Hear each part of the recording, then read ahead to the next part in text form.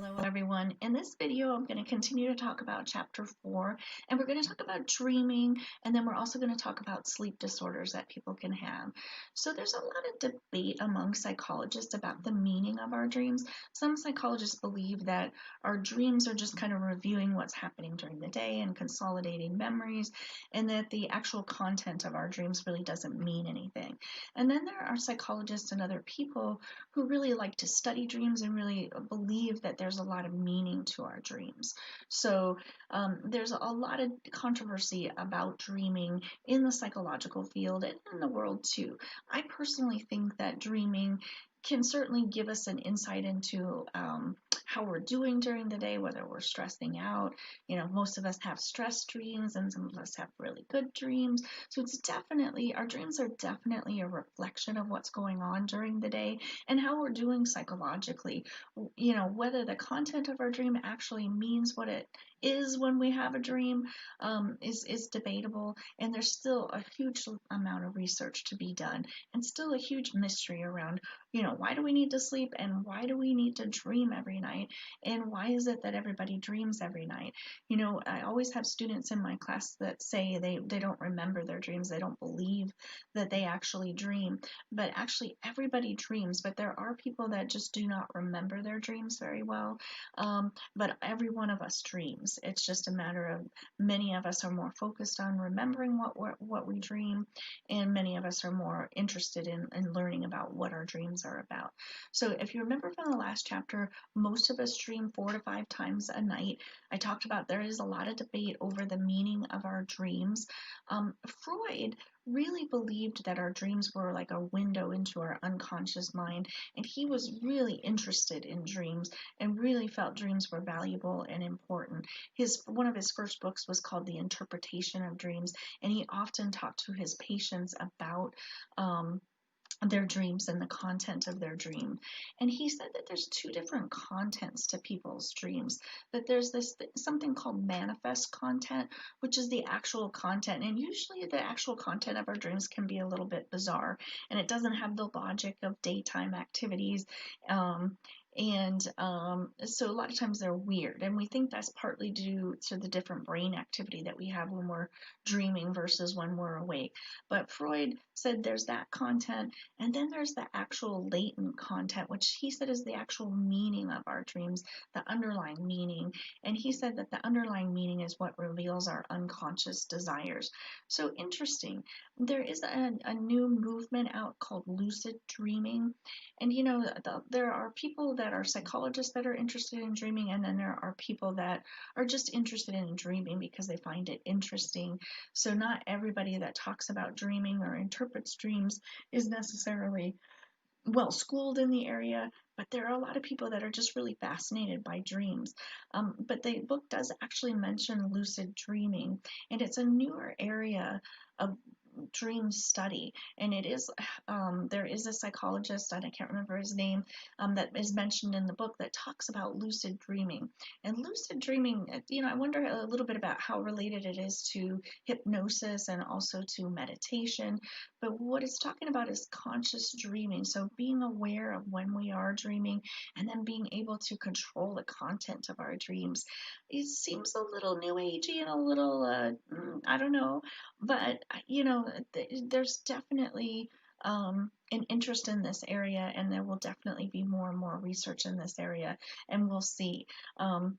But dreams are something that have fascinated people, and that still somewhat remain a mystery. So these are some common dreams, and I put these up here not as science, but just as fun. And I was kind of relieved that some of the dreams that I have are actually pretty common dreams. So these are common dreams that people have. And it's common also for people to have recurrent dreams, to have that same dream over and over again. And that's just normal. Unfortunately, some people people have nightmares and other dreams over and over again, but most of us have kind of the same type of stress dream, the same people in our dreams. So, whatever that means, I don't know.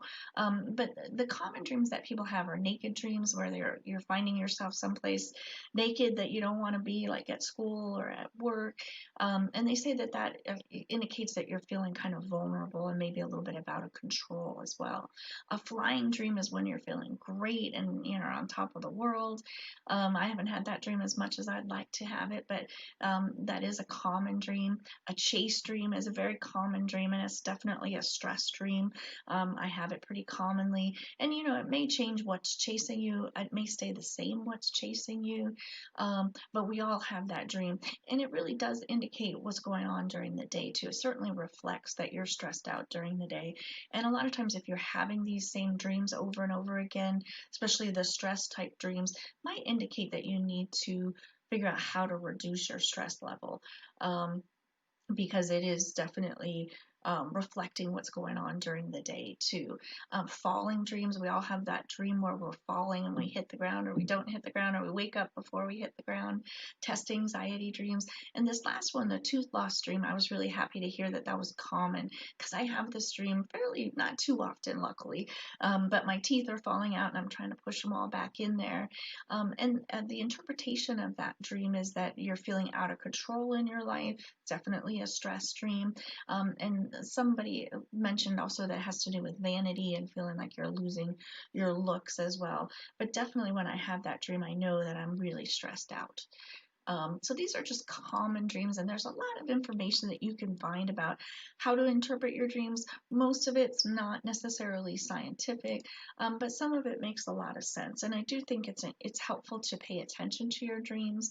And if you're bothered by your dreams, I would definitely recommend seeing a psychologist or a counselor and talking about it and making sure that you get a good night's sleep, and whatever that is bothering you that you're dreaming about, you can kind of resolve it.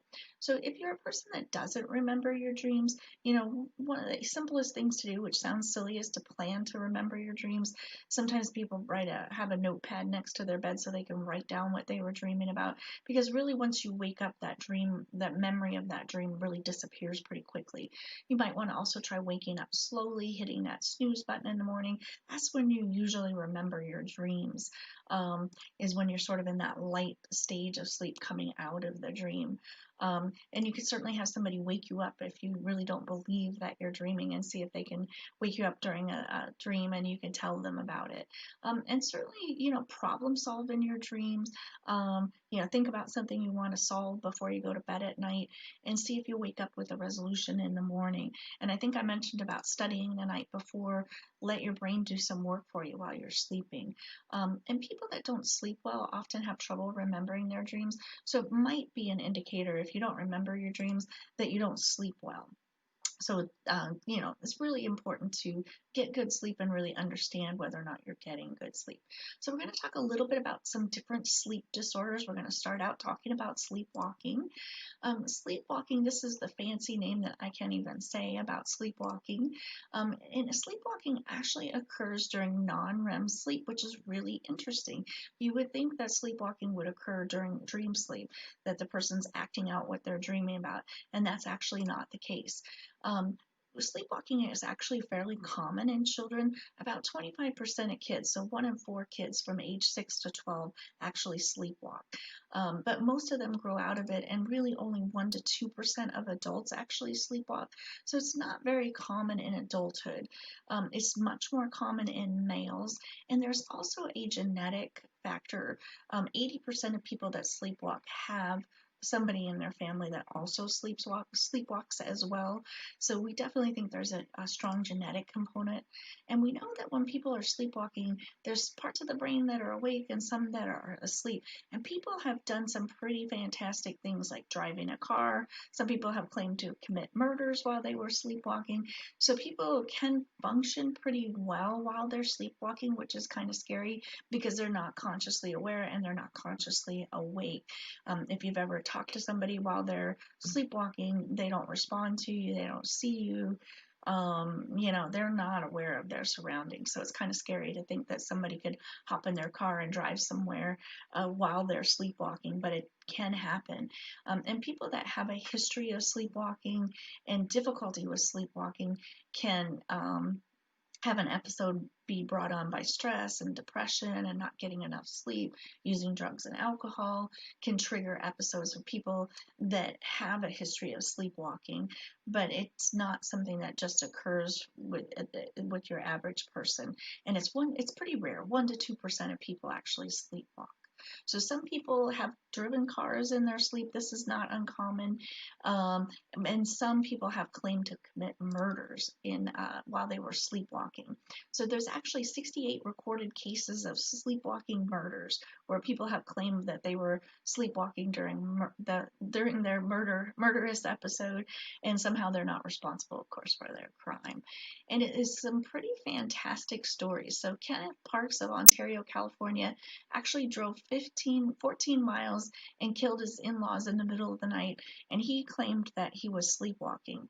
And truth be told, he had a long history of sleepwalking, and he didn't seem to have any particular animosity towards his in-laws. He had liked them and had a good relationship with them. So the jury actually acquitted him because he did have a long history of sleepwalking.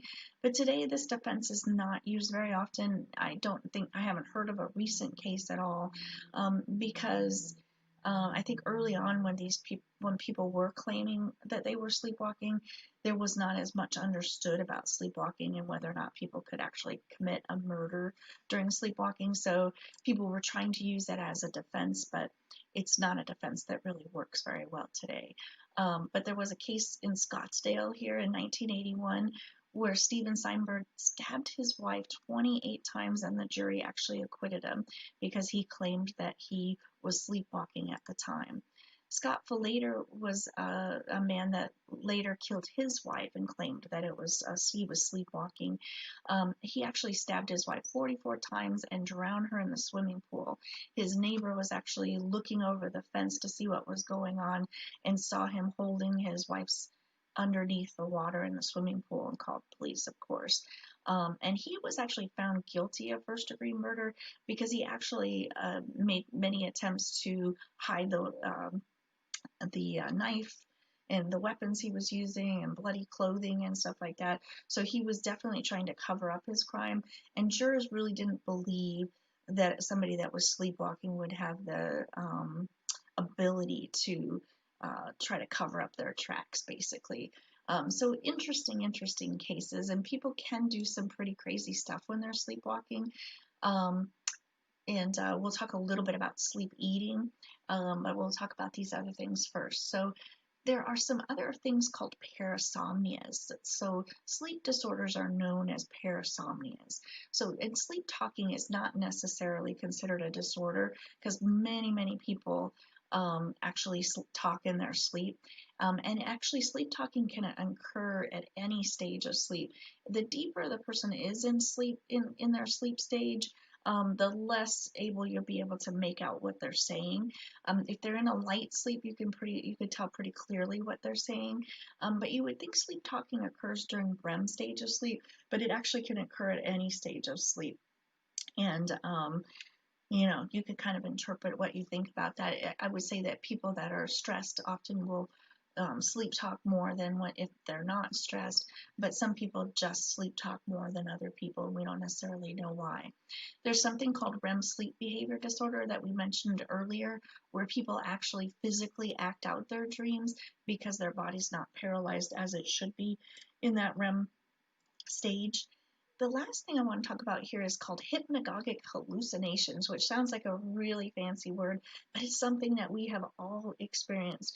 If you've ever had that experience when you're waking up in the morning and you're having a dream and you feel like you're falling and you sort of startle and when you wake up because you feel like you hit the ground, that's called a hypnagogic hallucination. And so you're actually hallucinating that sensation of falling and maybe that sensation of hitting the ground or whatever. And they usually occur when you're either falling asleep at night or when you're waking up in the morning, and you just get that sensation and it's usually related to whatever it is that you're dreaming about. So that's called a hypnagogic hallucination. Another sleep disturbance is insomnia that we're all really familiar with. We've all heard of insomnia, and most of us have probably experienced insomnia here and there. It's the most common sleep disorder, most common sleep problem that people have. And insomnia is where you have trouble falling asleep at night, and sometimes people have trouble staying asleep at night. In order to be diagnosed as having an insomnia disorder, it has to last for at least a month, and it has to be at least 3 nights a week that you have trouble sleeping. So many of us, when we have a stressful event or exciting event coming up, we might have trouble sleeping that night before. That's really normal. But then once that event is over, we get back into our normal sleeping routine. So that's not really an insomnia disorder. That's just temporary insomnia for the day. But people that suffer with chronic insomnia they're sleepy a lot of the times, they have trouble thinking clearly, and about 1/3 of adults actually experience insomnia. And it's definitely related to stress and anxiety. People that travel a lot can often have jet lag and difficulty with their sleep. Certainly, drug and alcohol use can mess up your sleep schedule and cause you to have difficulties with insomnia. Um, there are really not great treatments for insomnia. The best treatment really is to get yourself on a really good sleep plan and make sure that you're doing all the right things to get a good night's sleep and not doing anything that would interfere with getting a good night's sleep. There's a lot of medications. There's over-the-counter medications to help people sleep. Most of them are not that effective, and many of them can be harmful and addictive. And some of them can have even some severe side effects. Ambien was a sleep medication that was developed, probably 10 years at least ago. And it was there was a lot of hope that it would be helpful to people and that it would be non-addictive. However, there were some issues that came up with Ambien, and it's still prescribed sometimes today. But there were people that were driving that took Ambien, and they were sleepwalking, never slept walk before, and were driving their car, not aware what was going on. There was a lady that she started gaining weight after she started taking Ambien. She had been sleeping better, but she noticed that she was gaining weight, and her son came home for the weekend and caught her in the middle of the night raiding the refrigerator, totally out of it, not aware of what was going on or who he was, or not even responsive, just like she was sleepwalking, and she was actually sleep eating. So there definitely are not great cures for a lot of the sleeping disorders that we have. There's still a lot of research to be done. So the last disorder I'm going to talk about is narcolepsy. The book does talk a bit about sleep apnea. And sleep apnea, a lot of these are kind of medical conditions more so than psychological conditions. Sleep apnea is where your throat muscles relax and cut off your airway while you're sleeping at night. And people actually stop breathing, and it sort of interferes with a good night's sleep. But there are medical treatments for it, machines that you can use to keep that airway open so that doesn't happen in the middle of the night. But it's definitely something that's important to know about. So narcolepsy is a condition that is definitely kind of misunderstood. It's a rare condition, and you see a lot of advertisements on TV about it. It's a condition that might be hard to diagnose. It's a condition where people just have this sudden urge and need to sleep, and sometimes it's at a really inappropriate or a dangerous time. And these are people that have had a good night's sleep, that are not sleep deprived, but just all of a sudden have this need to sleep. And they feel excessively sleepy during the day, even though they've had enough sleep. And oftentimes when people have a narcolepsy episode, they experience what we call cataplexy. So their muscles just totally give out and they collapse during the episode. The cause of narcolepsy is really unclear. We definitely, it's obviously related to sleep and sleep disorders, but we don't know why some people have this condition. There are some treatments for narcolepsy. Typically, we treat narcolepsy with stimulants. to try to help people stay awake during the day, and that can be helpful, but it doesn't cure narcolepsy, and people still continue to have difficulty with it. So that's it about sleep disorders.